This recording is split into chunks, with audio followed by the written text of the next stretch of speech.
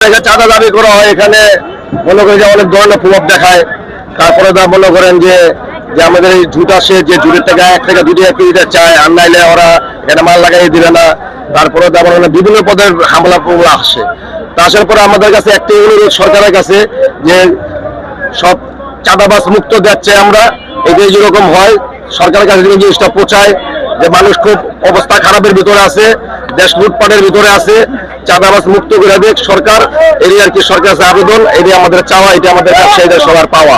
আর নাহলে এখানে আমরা ব্যবসা করে খাইতে পারবো না। আমরা অন্যান্য দেশের থেকে আসছি এখানে ব্যবসা করতে, আমরা ঠিক মতো ব্যবসা করতে পারতেছি না।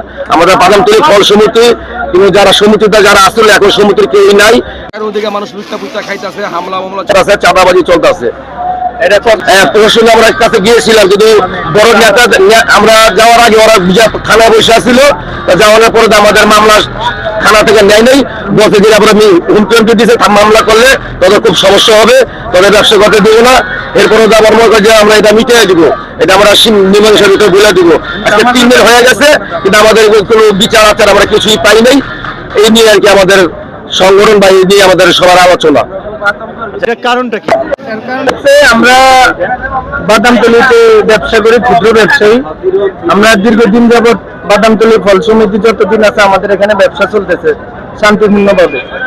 আমাদের যে আমরা যে আনারটা বিক্রি করি, আমাদের যে ইন্ডিয়ান পণ্য আছে আনারটা বিক্রি করি, আনার সাথে একটা জুট থাকে। এই জুটটা প্রত্যেক যার মহাজনের স্টাফরা বিক্রি করে খায়। তো কেজি 5 টাকা, 7 টাকা, 10 টাকা বাজার অনুযায়ী দাম।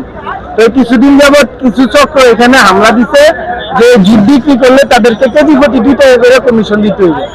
তো এটা চলতেছে। তার ভিতরে আমাদের বড় ভাই ব্যবসায়ী জাবেদ ভাই, যার যে গুরুতর আহত হয়েছে, সে বলছে এখানে ব্যবসা করে ওই জুটের টাকা যদি 1 টাকা বেশি পাইলে ব্যবসায়ীরা পাবে, তোমরা কে, তোমরা কারা?